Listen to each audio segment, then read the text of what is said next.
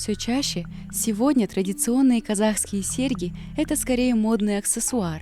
Но в казахской культуре серьги имеют почти сакральное значение. Они сопровождают женщину на всем ее жизненном пути.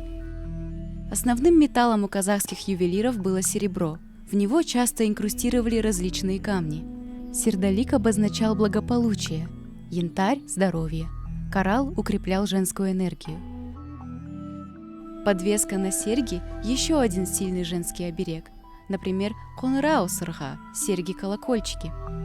Казахи верили, что их звон отгоняет злых духов.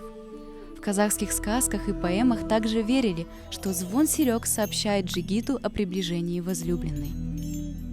Символизм серег нашел свое место и в устном фольклоре, где героини сказок неоднократно превращались в серьгу. Этот мотив подчеркивал, что серьги – олицетворение женской красоты и статуса. Со временем форма серег менялась от ярких и больших к более сдержанным. Сдержанными стали и смыслы.